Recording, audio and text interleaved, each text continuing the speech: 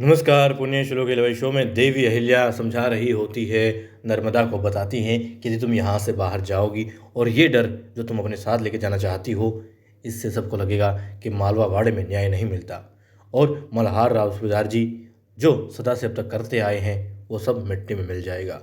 तब नर्मदा कहती है कि नहीं, ऐसा बिल्कुल भी नहीं है, आप तो बहुत अच्छी हैं और यहाँ पर न्याय मिलता है, लेकिन राजकुमार जो आपके बेटे हैं भला उन्हें कोई सजा कैसे दे सकता है। तब देवी अहिल्या कहती है कि हाँ, मैं अपने बेटे मालेराव से बहुत प्यार करती हूँ, लेकिन गलत का साथ मैं कभी नहीं देती। वो कहती है कि उस सज़ा तो उसे मिलेगी और तुम सुरक्षित रहोगी, तुम चिंता मत करो।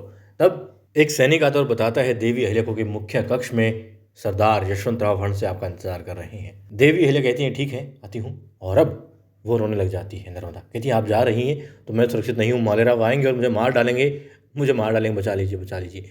देवी अहिल्या कहती है अरे अभी जाना होगा, लेकिन तुम चिंता मत करो, यहाँ पर सैनिक हैं तुम्हारी सुरक्षा के लिए। वो कहती हैं जब राजकुमार मारना चाहेंगे तो भला सैनिकों की क्या चलेगी, वो आपकी नहीं सुनते तो सैनिक उनके सामने क्या बिसात रखते हैं। तभी आ जाती हैं गोदमाई साहब और साथ में होती है मैनाबाई।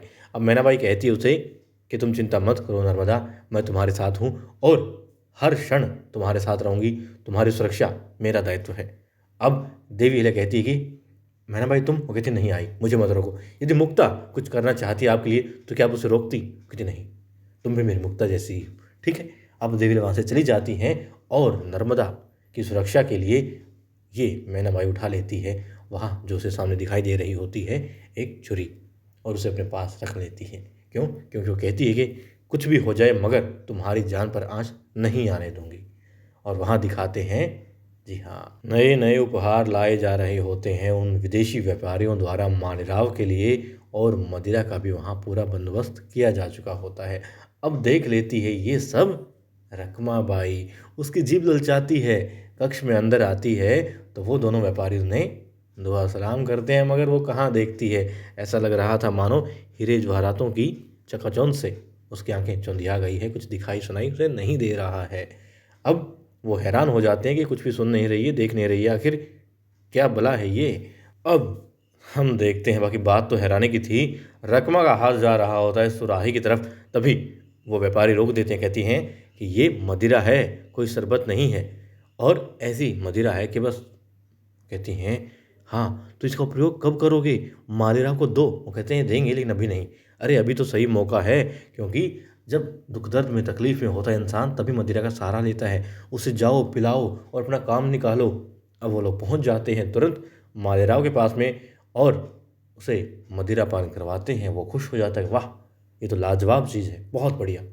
तभी वो व्यापारी कहते हैं सरकार चीज़ तो बहुत बढ़िया है और भी बहुत कुछ लाना है आपके लिए, बस थोड़ा सा पैसा मिल जाता तो। वो कहते हैं अरे कब रुका है तुम्हारा धन, मिल जाएगा सरकार, अभी आवश्यकता थी, महाराज अभी चाहिए। अरे अभी चाहिए, ये क्या बात हुई, तुम समझते नहीं वाड़े में कितनी परेशानी चल रही है। अब वो उन पर गुस्सा हो रहा होता है, तभी आ जाती रकमा और कहती है मालेराव तुम क्या कर रहे हो, इन लोगों पर गुस्सा निकाल रहे हो, और गुस्सा यूँ नहीं किया जाता, नहीं ये गलत है। गुस्सा उन पर निकालो जो तुम्हारे शत्रु हों, इन पर नहीं। ये तो तुम्हें महाराज बनाना चाहते हैं, महाराज देखना चाहते हैं, और तुम इन्हीं पर गुस्सा कर रहे हो, ये उचित नहीं है।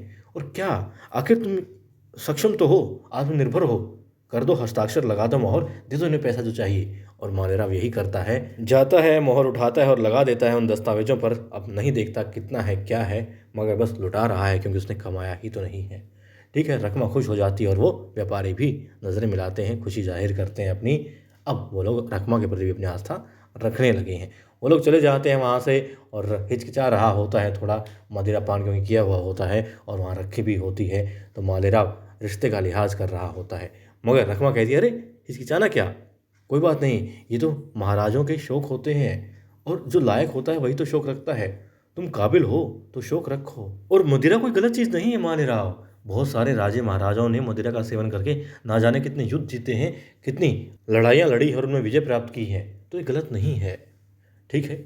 अब ताली बजाती है, सैनिक आता है, एक बाहर खड़ा था जो, और मदिरा डाल करके उसे देता है, मालेराव पीता है और बस कहती है मालेराव अब तुम बस आराम करो यहाँ पर, और तुम महाराज हो तो अपने निर्णय लिया करो, चिंता मत करो।